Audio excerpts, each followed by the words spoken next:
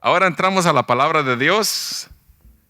¿Cuántos llevan la secuencia de estos estudios preciosos que nuestro pastor Josh estableció? El Señor le dio esta inspiración de que estudiemos acerca de los profetas menores. Ya llevamos varios profetas y ya nos toca ahora Habacuc. ¿Cuántos han oído alguna vez un mensaje acerca de Habacuc? Muy poco, ¿verdad? Para mí, en mi niñez, el único texto que me recordaba de Habacuc es uno que está en el 2:20 que dice, mas Jehová está en su santo templo, calle delante de él toda la tierra. Ese es el único que yo me sabía de Habacuc, de ahí no me sabía nada. Pero ahora vamos a aprender muchas cosas de Habacuc, un libro muy importante. Todos ya han oído los trasfondos culturales y sociales e históricos de todos los profetas anteriores. Casi todos tienen la misma similitud, porque todos fueron profetas en la misma época, todos los profetas menores. Estaba pasando Israel una situación muy terrible de idolatría, de violencia, de injusticia, de corrupción, porque alguien mencionó, y solo le voy a refrescar, el reino Israel fue dividido en en dos grupos, dos reinos, ¿verdad? Eran 12 tribus, pero se dividieron una en 2 y otra en 10. Entonces, reino del norte y reino del sur. ¿A qué se debió esto? A conflictos tributarios, a desobediencia de Salomón, porque fue después de Salomón que sucedió eso. Él desobedeció a Dios en muchas maneras y todo eso, y luego su hijo Roboán, que quería imponer mucha carga al pueblo y todo eso. Entonces, prácticamente se dividieron, ¿no? Y solo 2 tribus se fueron a un lado, que fue Judá y Benjamín, ¿verdad? Porque eran nombres de los 12 hijos de Jacob. Y entonces, prácticamente vemos que este ambiente le va a parecer un poco familiar con nuestro tiempo de hoy, porque ¿cuántos no han visto que hay violencia ahora? ¿Verdad? Injusticia y corrupción. Entonces, como pareciera como que estamos en la misma época, ¿no?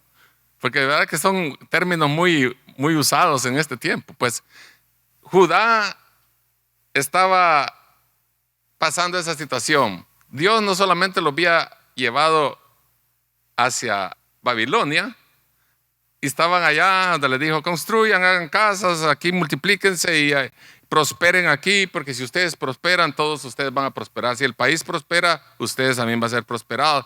No fue un cautiverio así como cuando llevan a alguien que lo van a encerrar ahí, lo tienen como preso. Ellos tenían libertad de trabajar, de hacer muchas cosas, pero no se podían regresar a Israel porque estaban en Babilonia. Dios había permitido eso. Pero siempre la permisividad de Dios fue para ayudarlos a ellos a crecer, a que se corrigiera el mal camino.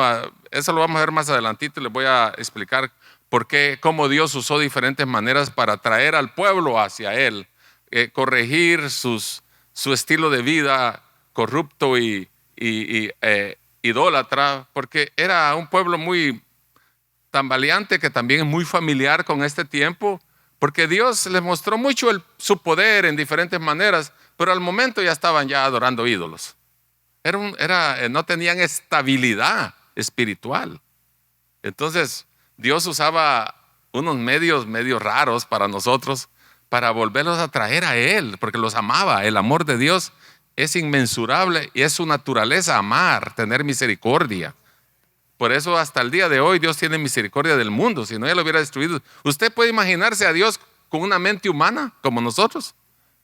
Tanto he oído yo a la gente, y si yo fuera Dios, ya Él lo hubiera pero Dios no es así. Dios es misericordioso. Dice que es lento para la ira y grande en misericordia. Por eso es que subsistimos todavía, por su misericordia. Si no, a como está el mundo, ya lo hubiera destruido saber cuántas veces, ¿no? Bueno, entonces vino una crisis interna, digamos, dentro de ellos, de Judá. La sociedad estaba plagada de iniquidad, opresión, pleitos. Dice que los ricos, ahí le viene otro término común para usted y muy familiar. Dice que la élite, los ricos de mayor poder, tenían la riqueza, la influencia, sus posiciones relevantes, políticos. Ellos estaban arriba y oprimían al pueblo. ¿Les parece algo familiar eso? ¿O no? Los que estaban arriba oprimían a los que estaban abajo y era una lucha de poder entre ricos y pobres. La misma historia. Ahora lo mismo pasa, solo que ahora nos dan ahora estamos como revueltos y nos dan como una aspirina o nos dan una cucharadita de algo para medio adormecernos y pareciera que estamos en el mismo, pero hay ricos y pobres también. Y nos hacen ver como si todos somos iguales, pero hay una diferencia entre unos y otros en cuanto a la posición, en cuanto a lo social, ¿verdad? Ahora, delante de Dios todos somos iguales, obviamente, pero estamos hablando de la posición económica, social que vivía el pueblo. Había prepotencia, porque el imperio babilónico estaba sobresaliendo como la potencia dominante, estaban queriéndose hacer los grandes, estaban reemplazando a Egipto, que Egipto tenía mucho poder sobre ellos, pero parece que Babilonia estaba adelantándoseles en ese aspecto y amenazaba con destruir la soberanía de Judá. Entonces, es nada más un trasfondo que le estoy dando a entender, pero Habacuc lucha por entender cómo un Dios santo puede utilizar a una nación más impía, Babilonia, para castigar a su propio pueblo, porque ahorita vamos a ver cómo los medios que Dios usa, que nosotros vamos a ver que Dios usa medios que nos parecen incongruentes o contrastados en nuestra manera de pensar, pero Él siempre quiere el bien para nosotros. Toda cosa que Dios o que nos pasa, Dios siempre tiene un final feliz para nosotros. No el que nosotros esperamos, pero era el final de Él, el que Él quería para nosotros. Y Él no nos va a llevar como el diablo, la perdición, sino nos va a llevar a un final, a un puerto feliz, al final, ¿no? Como resultado, la vida eterna. Amén. Bueno, Habacuc, el nombre Habacuc se deriva del verbo hebreo que significa abrazar. Fue escrito alrededor del año 640 al 609 antes de Cristo. Recordemos que los años vienen a la inversa hacia Cristo, ¿no? No es como ahora que decimos 1900 o 2026 después de Cristo, somos ahora, pero antes de Cristo venían los números al revés. Por eso dice del 640 al 609. Era una época que ya les dije el trasfondo de lo que había ahí en ese tiempo y era una cosa muy difícil. Pero lo primero que vemos aquí en el capítulo 1 de Habacuc es la queja de Habacuc y la respuesta de Dios. Quiero que de introducción al empezar, no critique al pobre Habacuc por su manera de pensar, porque él vino a reclamarle a Dios. Y usted va a decir, ¿pues cómo vino a reclamarle a Dios? ¿Quién le puede reclamar a Dios, no? Pero así, él vino con un reclamo y una manera de pensar sincera al final, porque vamos a ver el resultado. Era una manera sincera de hablar con Dios, lo que sentía en su corazón y lo que él veía. Y lo que veía nada más era iniquidad en aquel pueblo. El pueblo estaba en una situación muy difícil, ya les dije yo en la introducción, el trasfondo, destruida espiritualmente, confundida, no tenían nada de Dios y cómo Dios usa un medio inadecuado para Habacuc, para corregir al pueblo. Entonces la queja es, en el capítulo 1, versículo 2 al 4, Habacuc clama por la injusticia y la violencia. Porque dice ahí en el versículo 2 a 4, ¿hasta cuándo, oh Jehová, clamaré y no oirás? Oiga cómo le empieza diciendo, y daré voces a ti a causa de la violencia y no salvarás. Porque, ¿por qué me haces ver iniquidad y hacer que vea molestia? Destrucción y violencia están delante de mí y pleito y contienda se levantan. Por lo cual la ley es debilitada y el juicio no sale según la verdad. Por cuanto el impío asedia al justo, por eso sale torcida la justicia. Iban a la corte y le daban la razón al otro. Al que le debían de meter preso, lo soltaban y metían al que no debía de ir. Estaba torcido, ¿no? Entonces, dice él en una pregunta ahí que quiero aclarar, porque esta palabra es un poco, no muy común entre de nosotros. Iniquidad. ¿Sabe qué quiere decir iniquidad? Dice, ¿por qué me haces ver iniquidad y haces que vea molestia? Estaba irritado Habacuc de ver todo lo que sucedía. Esta era y es una buena pregunta. O sea, tenía derecho a decir eso. Iniquidad es una raíz hebrea que significa abón, pero no es ese abón que venden ahí para la higiene o no sé qué, ¿no? Significa estar doblado, torcido o pervertido. se refiere a una distorsión de lo que es bueno y recto, un camino que no es recto. Obviamente, ¿no? O sea, iniquidad es ver todo lo que ya indicamos: torcido, corrupto, dado a la desgracia. No había en ellos nada bueno. A eso se refiere iniquidad. Entonces, vamos a ver. La siguiente dice: ¿por qué Dios nos permite ver la iniquidad en nosotros mismos? Y hay una razón: para mantenernos humildes, para mantenernos sumisos a Él en la hora de la angustia y para hacernos valorar más la salvación. Ahora viene la pregunta: ¿por qué nosotros vemos tanta corrupción en el mundo, tanta injusticia, tantas cosas que pasan? ¿Para qué? No pasa solo para que usted pobrecito, ay, cómo está, y los lamentamos nomás. Pasa porque el Señor también nos quiere corregir para mantenernos, dice, humildes. Porque ahora que estamos en Él, nosotros no podemos decir: yo soy mejor que aquel que anda allá, yo soy mejor que el otro, yo soy mejor, porque nadie hay bueno. Aunque recibimos a Cristo en nuestro corazón, no nos consideramos buenos. Ni Cristo dijo que era bueno, porque cuando le preguntaron dijo: solo mi Padre, ¿verdad? Entonces, para mantenernos sumisos a Él en la hora de la angustia. Y nos damos cuenta que cuando hay sumisión a Dios en la hora de la angustia, Él se agrada de eso. Porque a veces nos alborotamos un poco cuando Dios no nos contesta o no hace Dios como nosotros queremos. Y nos desesperamos. Y algunos hasta abandonan su fe. Y dicen: no, yo creo que esto ya no aguanto más y todo. Pero ya lo hemos dicho en muchas oportunidades, la obra de Dios, el creer en Dios, no es un asunto temporal y no solamente es en tiempos de bonanza que uno cree en Dios y está contento con Dios. Porque cuando viene lo malo, no vamos a empezar a pelear con Dios, como algunos hacen. Eso hace la gente del mundo. El hombre sin Dios lo primero que hace es pelear con Dios. Y no va de una manera correcta como... Aquí pareciera como que Habacuc está peleando con Dios, pero él está hablándole en una forma reverente, en una forma educada, podríamos decir, entre nosotros. No viene así con altercaciones de pecado contra él, como decir que Dios no sirve para nada, sino algo que él quiere sacar eso que siente dentro de sí, ¿no? Como cuando nosotros decimos algo y alguien nos dice: todo lo que dijiste, solo lo dije para sacar mis frustraciones, decimos, ¿no? Lo decimos nomás, pero no estamos diciéndolo porque queremos ofender o porque queremos maltratar al otro, sino es lo que Él está haciendo en determinado momento aquí. Entonces la otra es para hacernos valorar más nuestra salvación.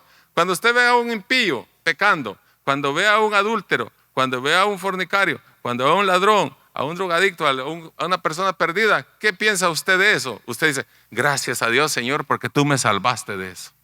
Gracias, Señor, porque ya no ando así yo. Ahora tú me has rescatado y me has dado nueva vida en ti. Y ahora me siento libre. Gracias, Señor. Entonces, es una manera que Dios utiliza. Y la otra es: ¿por qué Dios nos permite ver la iniquidad en los demás? Ver la iniquidad en nosotros mismos. Ahora, ¿por qué Dios nos permite ver la iniquidad en los demás? La next one. Para mostrar lo que nosotros mismos podríamos haber sido. Para hacernos ver la maldad de pecado, para que podamos pasarlo de largo y odiarlo y no caer en él nosotros mismos. Para hacernos admirar la gracia de Dios cuando salva a los pecadores. Para ponernos más fervientemente a trabajar para que Dios pueda usarnos para salvar a otros y extender el reino de Dios. Para eso, Dios nos pone a ver la iniquidad en los demás, para hacer la diferencia entre un balance entre aquel que está perdido y yo que soy salvo ahora. ¿Para qué soy salvo? ¿Para qué Dios me salvó? Esa pregunta es para usted solo, ahí piense. ¿Para qué nos salvó el Señor? Ahí piénselo, es para usted, ahí. ¿Para qué nos salvó? Solo para asistir a la iglesia, dice alguien. Para ir a cantar. Para ir a hacer, y le ponemos nosotros adjetivos y sustantivos a toda nuestra manera de vivir. Y nosotros creamos nuestra propia manera de vivir y decimos, Dios me salvó para esto, Dios me salvó para aquí, Dios me salvó para allá.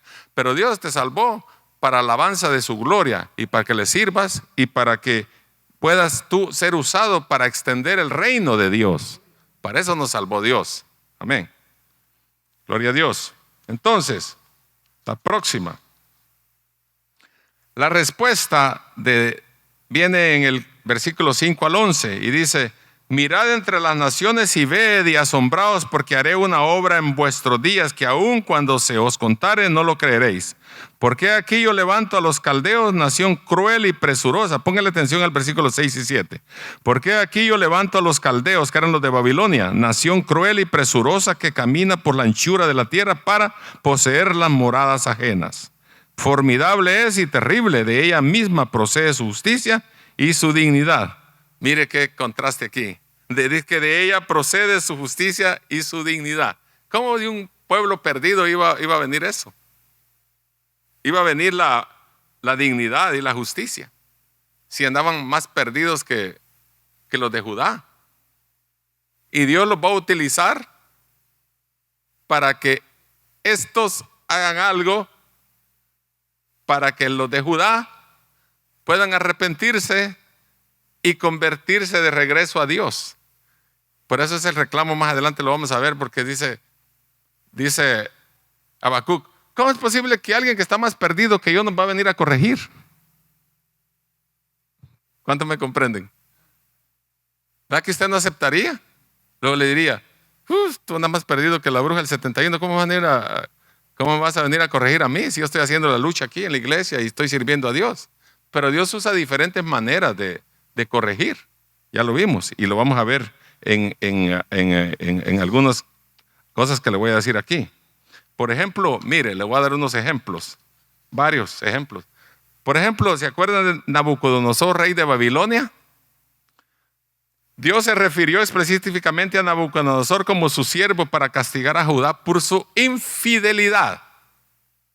Eso está en el versículo de Jeremías 25:9 y dice: he aquí enviaré y tomaré a todas las tribus del norte, dice Jehová, y enviaré a Nabucodonosor, rey de Babilonia, mi siervo, y los traeré contra esta tierra y contra sus moradores. Iba a corregir a Judá, este mismo. ¿Quién? Un impío. ¿Por qué? ¿Pero quién permitió eso? Dios. Jehová. Bueno, es lo mismo como cuando alguien dice: oye, ¿por qué a Job le fue mal? ¿Quién permitió eso? Pues Dios permitió, pero Job no era injusto, Job era temeroso y justo delante de Dios, pero él permitió que el diablo lo zarandeara. Y dice que su estado posterior fue mejor que su estado anterior. ¿Cómo cabe en la mente eso? Que hay que pasar esas circunstancias para luego agradar a Dios y ahora estar mejor. Pero se fija cómo Dios dirige la operación. Aquel lo saca de un muladar y lo lleva ahora a estar mejor. Hijas preciosas, dice que le dio después, que no había nadie en la tierra como las hijas de Job. Y le dio ganadería y todo, animales, como doble, triple, no sé cuántas veces, miles más de cuando había perdido todo. Y le dio hijos también, y le dio todo lo que había perdido. ¿Por qué lo tuvo que pasar por ahí? Para demostrarle al mundo y al diablo que Dios es soberano y Él hace como Él quiere y con quien quiere y de la manera que Él quiere. Entonces está haciendo ahora aquí. Por ejemplo, otro ejemplo, los asirios. Dios utilizó a la nación asiria para destruir el reino del norte. Esos son los otros, debido a su persistente idolatría. Dice en Isaías 10:5-6: oh Asiria, vara y bastón de mi furor, en cuya mano he puesto mi ira, le mandaré contra una nación pérfida, y sobre el pueblo de mi ira le enviaré. Los hijos de Israel habían pecado contra Jehová. Es que mire, el asunto aquí en toda la Biblia, cuando hablamos del Antiguo Testamento y en el Nuevo también, es el pecado, es el que aparta al hombre de Dios y es lo que Dios odia, y por eso Él toma parte en la manera de restaurar al hombre de su pecado. para traerlo de nuevo a Él y para que vuelvan a hacer amistad. Él mismo te anda buscando a ti, Él mismo anda buscando al mundo. Amén, para traerlo. 3. Los filisteos y los cananeos. Dios permitió que estas naciones quedaran en la tierra para probar a Israel y castigarlos cuando se desviaban. Dice en Jueces 3:1-3, estas pues son las naciones que dejó Jehová para probar con ellas a Israel. Yo no sé qué nos dejó a nosotros a donde estamos y por eso pasamos situaciones difíciles y nosotros ni entendemos ni por qué. ¿Cuántos entienden por qué sufren? Yo no entiendo a veces por qué sufro. Yo no entiendo por qué me enfermo a veces. Yo no entiendo por qué ya mero me morí en el COVID. Yo no entiendo por qué me da esto, me da aquello, me da un montón de cosas. ¿Por qué me va mal aquí, me va mal allá a veces? ¿Por qué? ¿Quién entiende? Yo no entiendo. Solo Dios sabe. Pero lo que sí sé yo otra vez, y se cansa de oír, es que Dios siempre tiene un final feliz para nosotros. Porque todas las cosas ayudan para bien. Para los que están en Cristo, ¿verdad? Otro, los moabitas, amonitas y edomitas. Mira, en tiempos de los reyes de Judá, Dios permitió que pueblos vecinos atacaron como consecuencia de la desobediencia. Versículo de 2 Reyes 24:2 dice: y Jehová envió contra él bandas de caldeos, bandas de sirios, bandas de moabitas y bandas de amonitas, y los envió contra Judá para destruirla. Ya habían gangas en ese tiempo, ya no va a creer que no veo eso, ya habían ahí bandas, dice que habían de asaltadores y de cuanta cosa, terroristas. Y venían y ¿qué? Vinieron a atacar al pueblo de Dios para otra vez para traerlos. Último, Ciro el Grande, el rey de Persia, aunque no era impío en el sentido de ser cruel, Ciro era un rey pagano a quien Dios llamó ungido para liberar a Israel de Babilonia y cumplir sus propósitos. En Isaías 45:1 dice: así dice Jehová has ungido a Ciro, hasta ungido le llamó, era más impío que, al cual tomé yo por su mano derecha para sujetar naciones delante de él. ¿Cuántos me entendieron el punto? Que Dios es soberano y Dios hace como Él quiere. Usted no entiende. Por ejemplo, yo no entiendo por qué le llama santo a su hijo a Ciro, si era impío. Pero lo usó para que el pueblo del Señor viniera. Entonces, la segunda queja y la sentencia contra Babilonia, el capítulo 2, next. La perplejidad. Habacuc pregunta, esa es slide number 5. Habacuc pregunta: ¿cómo Dios puede usar a un pueblo más malvado, Babilonia, para castigar a uno del más justo? Ya lo vimos anteriormente, ¿no? Lo vimos en la explicación anterior. Entonces ahora viene la segunda queja, en el slide número 6. La segunda queja y la sentencia contra Babilonia, el capítulo 2. Vamos al capítulo 2 ahora. Y dice que Jehová le responde ahora a Habacuc. ¿Se acuerdan que él estuvo allá preguntando: ¿por qué me haces ver iniquidad? ¿Por qué haces destrucción? ¿Por qué tanta violencia? ¿Por qué hay esto? ¿Por qué hay injusticia? ¿Por qué está todo torcido? ¿Por qué? Ahora Jehová le va a responder.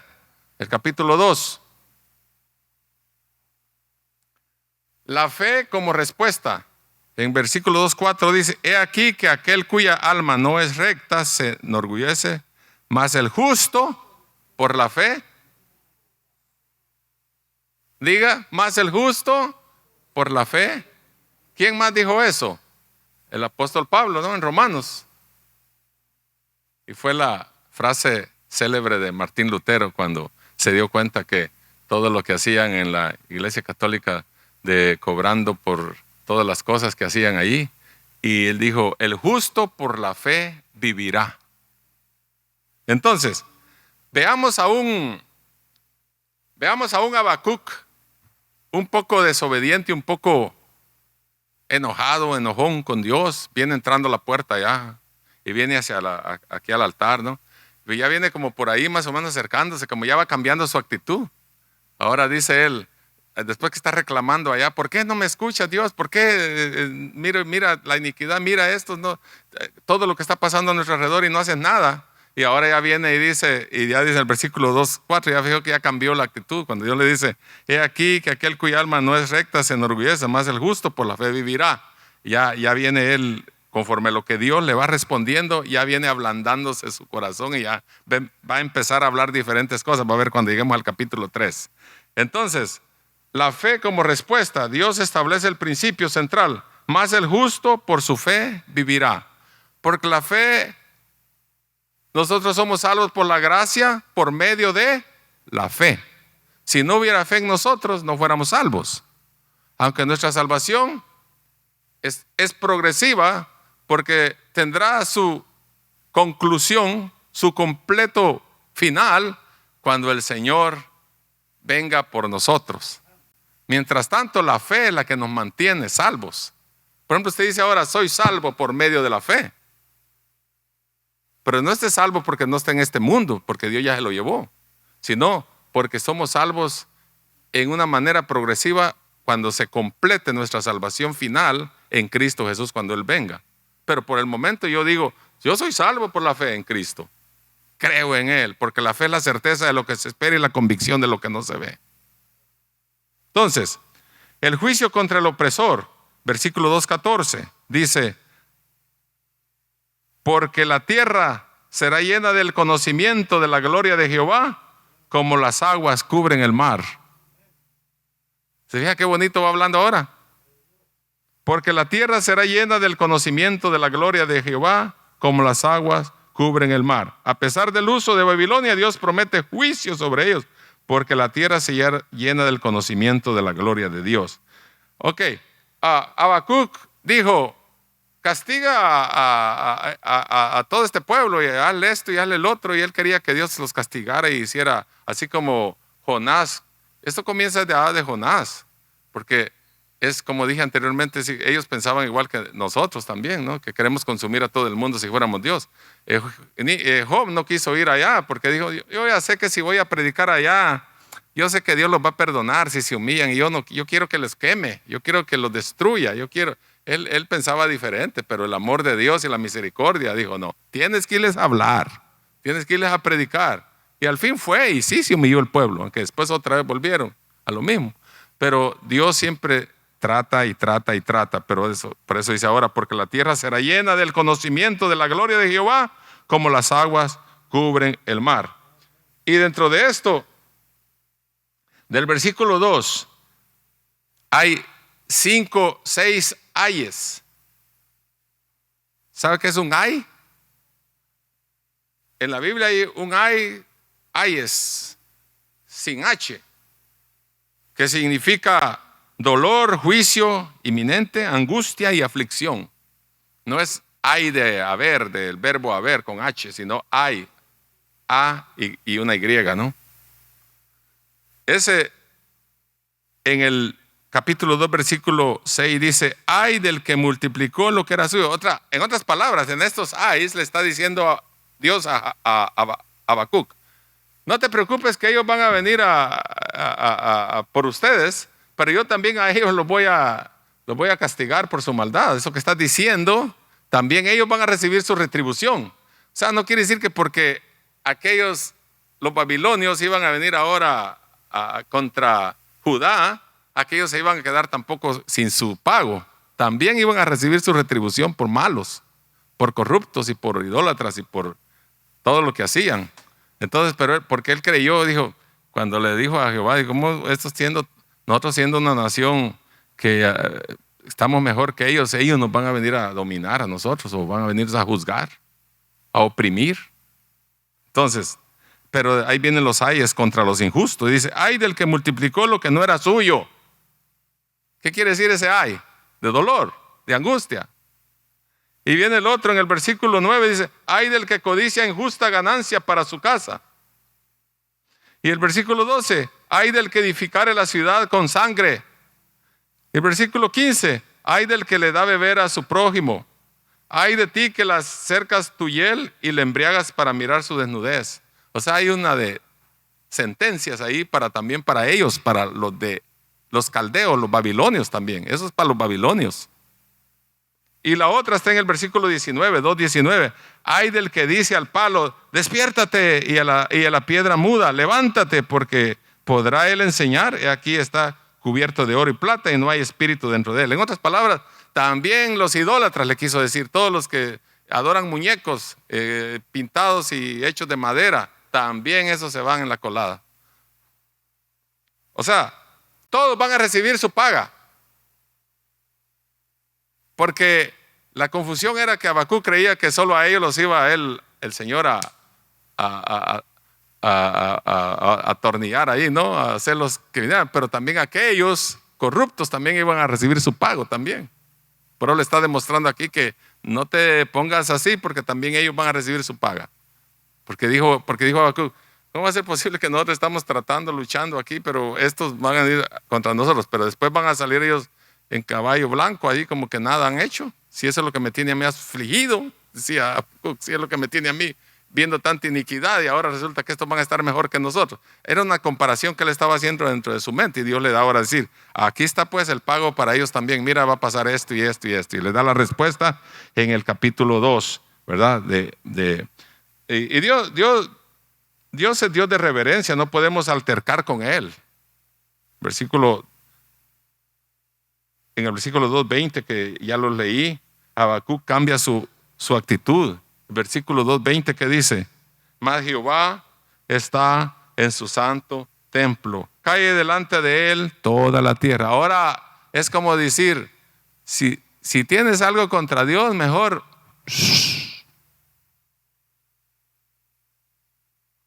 si tienes alguna altercación con Dios, si tienes algún reclamo, ¿cuántos han tenido reclamo alguna vez a Dios? Yo sí, yo a veces he reclamado. Señor, ¿por qué tanta cosa son, Señor? ¿Por qué me tocó a mí? Uno se quiere como autojustificar. ¿Cuántos han dicho eso? A ver, Señor, yo me acuerdo que mi papá estaba en una angustia terrible yo me recuerdo de él desde que era niño. Yo me recuerdo de él que tenía unos 25 años cuando yo me recuerdo de mi papá. Porque yo nací cuando él tenía 20. Ya de 5 años yo me recordaba.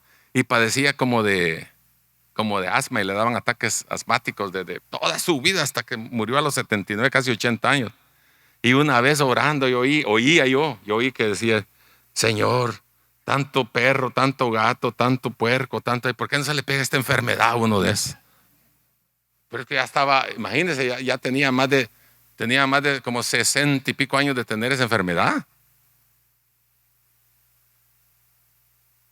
Sí, como 60, 55, 60 años.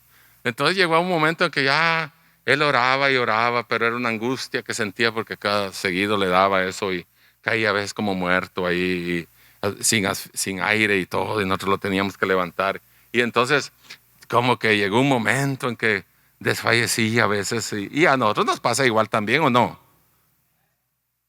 Imagínese usted con una enfermedad de 2, 3, 4, 5, 6, 7 años. Señor, ¿hasta cuándo me vas a sanar, Señor? Ayúdame, Señor. Ya me cansé de tomar tanta pastilla. Ya me cansé de tanto tratamiento, Señor. Ya me cansé de esto. Hacemos reclamitos así nosotros, pero con reverencia, ¿no? No es malo decir esas cosas delante de Dios. Es como cuando uno dice, Señor, acuérdate de mí. No es que no se recuerde, pero uno saca sus frustraciones. Señor, acuérdate de mí. Ayúdame, Señor. Ten misericordia de mí, Señor. No he sido muy bueno, pero te agradezco si tú me ayudaras en este momento de aflicción, cuando estamos pasando el valle tenebroso, ¿no? ¿Verdad que sí? Yo sé que muchos de ustedes están familiarizados con eso. Estamos familiarizados con eso. Cada día es un día que pasa, un día de lucha, ¿no? Aunque Pablo dijo, no estemos ansiosos por nada, pero a veces nos llega la angustia. Bueno, entonces ya se fijaron ahora en el versículo 2:20, que él cambió su actitud ahora. ¿Qué está él? Convocando a ¿qué? A que cuando vayamos delante de Dios, mejor callemos y esperemos en Él, y Él hará como tiene que hacer. Bueno, próximo slide. La oración y cántico de Habacuc, mire el capítulo 3. Petición de avivamiento. Mire ahora, petición de avivamiento de Habacuc ahora. ¿Cómo lo ven? Habacuc pide misericordia en medio de la ira. 3:2 dice, oh Jehová, he oído tu palabra y temí. Mire cómo habla ahora. ¿Y cómo hablaba en el capítulo 1? ¿Se acuerdan? ¿Puede hacer la diferencia? Mire lo que dijo ¿hasta cuándo, Jehová, clamaré y no oirás, y daré voces a ti a causa de la violencia y no salvarás? Y mire ahora cómo dice, qué bonito ahora, dice: oh Jehová, he oído tu palabra y temí. Oh Jehová, viva tu obra en medio de los tiempos. En medio de los tiempos hazlo conocer. En la ira, acuérdate de la misericordia. Mire, ahora está humillado. ¿No ven la diferencia? ¿Qué debemos de hacer nosotros entonces? Cuando estamos airados y de repente estamos tirando patadas y para allá y para acá y que parece que no nos aguantamos ni solos. Hay que aprender de Habacuc, que él estaba igual también, pero él, mire, vino al Señor en su angustia, en su dolor, en su desesperación, y ahora dice, cambió su vocablo, hasta su manera de hablar. Ahora en vez de estar reclamando, ¿está qué? Dándole la gloria a Dios. Ahora ella llegó, ya venía por allá, ahora ella llegó aquí.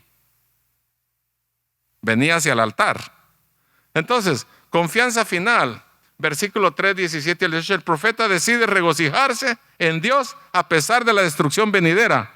Y dice el versículo 17 y 18, mire, aunque la higuera no florezca, mire, yo me quedo perplejo cómo Dios hace las cosas. Él empezó, mire hasta dónde llegó él ahora, reconociendo la grandeza de Dios. Dice, aunque la higuera no florezca, ni en las vides haya frutos, aunque falte el producto del olivo y los labrados no den mantenimiento y las ovejas sean quitadas de la majada y no haya vacas en los corrales, con todo yo me alegraré en Jehová y me gozaré en el Dios de mi salvación. Jehová el Señor es mi fortaleza, el cual me hace mis pies como de siervas y en mis alturas me hace andar.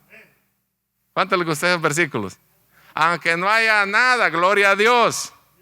Aunque me vaya mal, gloria a Dios. Aunque esté enfermo, gloria a Dios. Aunque todo vaya mal, gloria a Dios. ¿Cuántos me entendieron? Ya vamos a terminar. Dios tiene un mejor plan para ti. En la aplicación, algunas personas enfrentan tiempos de crisis como este de la manera equivocada. Se retiran de la iglesia y del compañerismo y se retiran a un pequeño rincón espiritual. Otros renuncian a Dios por completo. Dicen, bye, bye, ahí no es para mí, yo ya no voy a seguir sufriendo, ahí solo viene uno a sufrir, ahí viene solo a esto y el otro, y empiezan a hablar del evangelio, porque ellos se creen mejores que todos nosotros, como dije el domingo, hipócritas, ya me voy.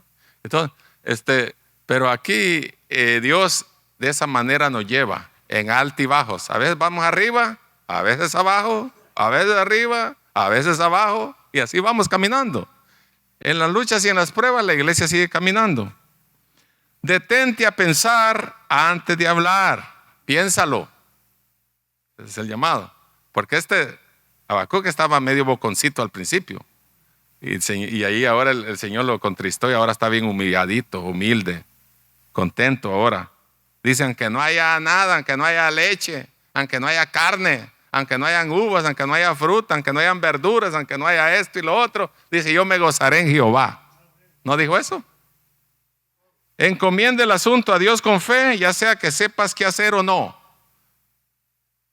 Que a veces llegamos a un lugar donde ya no hayamos qué hacer. ¿Qué hago? Pues a ir a Dios. ¿Qué más? Hay que ir al Señor. Dios tiene la mejor respuesta para nuestro bien. En el último slide dice el libro de Habacuc en una oración: el justo por la fe vivirá, aun cuando no entiende completamente el plan soberano de Dios. Él terminó ese libro, Habacuc terminó allí y todavía no entendió bien la misericordia de Dios, pero él dijo, bueno, aquí no me queda más que alabar a Dios, lo demás Él lo hará. Pero se humilló, no se quedó metido como otros que hemos visto.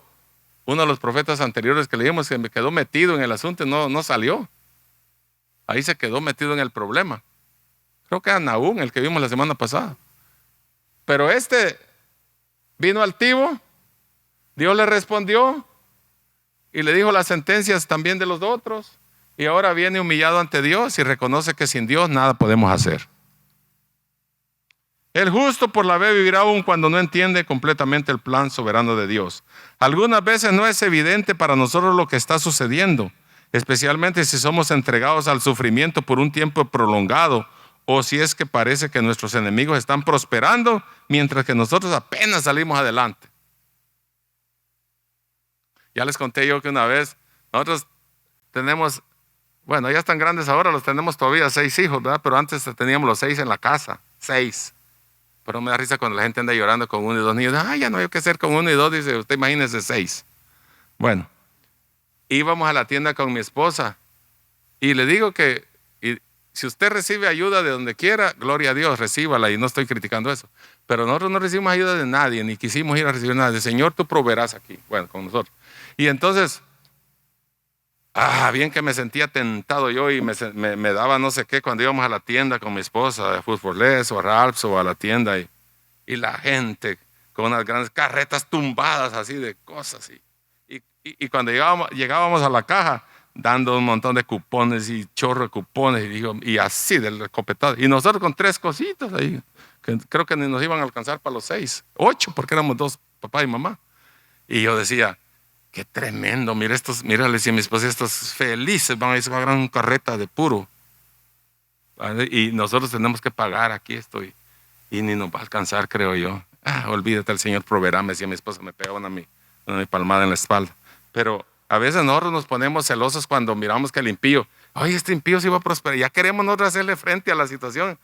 Compró un carro tal, Mercedes-Benz, ya nosotros queremos un Mercedes también, aunque ni lo podamos pagar. Que ya compró una casa nueva y que ya yo quiero casa y que hizo aquel. Nosotros vamos como el mundo a veces, queremos lo mismo de ellos, nosotros queremos, porque miramos que ellos iban prosperando. Pero ¿cómo está prosperando? Averigüe, porque no se sabe cómo está prosperando, ¿no?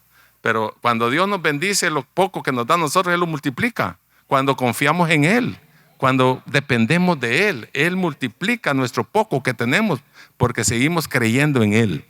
Y eso lo puedo decir yo de testimonio ahora. Sacar 6 niños adelante, que ahora ya están adultos, eso es terrible. Pero cuando nosotros hablamos con mi esposa y yo le pregunto, ¿cómo fue que pasamos todo ese tiempo? Yo no sé, pero pasamos. Y comimos. Y aquí estamos, sirviendo. Y no me estoy quejando, sino que estoy dando testimonio de que Dios es fiel y es bueno, ¿verdad? Entonces, el libro de Habacuc, sin embargo, afirma que Dios es un Dios soberano y omnipotente, quien tiene todas las cosas bajo control. Mira, ahí está la clave. Nosotros solo necesitamos estar quietos y saber que Él está obrando. Él es quien dice ser y guarda sus promesas porque son eternas. Así que no va a creer usted que solo son cuentos de hadas ahí sí, Dios es fiel, y ahí se queda nomás solo como un cuento de revista o como un cuento de cualquier libro ahí. Las promesas de Dios son vivas y eficaces y son ciertas y verdaderas.